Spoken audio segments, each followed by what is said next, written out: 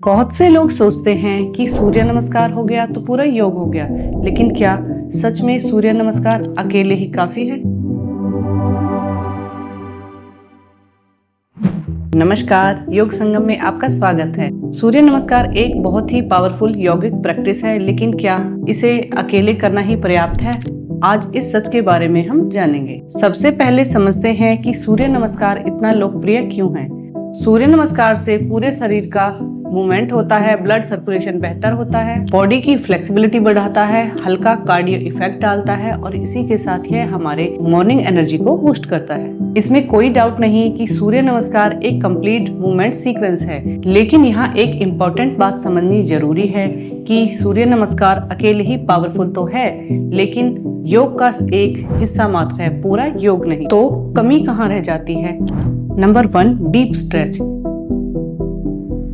सूर्य नमस्कार के अभ्यास से हमारी बॉडी फ्लेक्सिबल तो बनती है, लेकिन शरीर के कुछ अंगों पर जहां डीप स्ट्रेच की आवश्यकता पड़ती है, वहां पर डीप स्ट्रेच या गहरा खिंचाव शरीर की मांसपेशियों को नहीं मिल पाता। जैसे कि सूर्य नमस्कार की तुलना में चक्रासन से शरीर की कुछ विशेष मांसपेशियों को डीप स्ट्रेच मिलता है, गहरा खिंचाव मांसपेशियों पर पड़ता है और वो पहले से ज्यादा फ्लेक्सिबल होती है। Number 2, specific health issues. अगर आपको बैक पेन, थायराइड या फिर पीसीओडी जैसे स्पेसिफिक इश्यूज हैं, तो आपको कुछ टारगेट आसनों की आवश्यकता होती है। नंबर 3, प्राणायाम मिसिंग। सिर्फ सूर्य नमस्कार का अभ्यास करने से ब्रीदिंग प्रैक्टिस छूट जाती है। प्राणायाम योग का एक महत्वपूर्ण हिस्सा है जो कि योग को कंप्लीट करते हैं। चौथे नंबर पर एक बात और विशेष रूप से ध्यान देने योग्य है कि जिन लोगों ने पहले कभी योग का अभ्यास नहीं किया, वो आरंभिक 2 महीने पहले धीरे धीरे सामान्य व सरल आसनों के अभ्यास द्वारा शरीर को योग के लिए यूज टू करें, यानी कि शरीर को साधें। उसके बाद आप धीरे धीरे सूर्य नमस्कार का अभ्यास करें। कुछ लोग सूर्य नमस्कार का अभ्यास करते हुए रिलैक्सेशन को मिसिंग करते हैं, यानी कि सूर्य नमस्कार के अभ्यास के बाद तुरंत वो अपने कार्य में लग जाते हैं। लेकिन अगर आप सूर्य नमस्कार का अभ्यास कर रहे हैं तो ध्यान रखें, बाद में कम से कम 5 से 7 मिनट शवासन में रिलैक्स जरूर करें। आइए अब जानते हैं कि कब सूर्य नमस्कार ही काफी हो सकता है।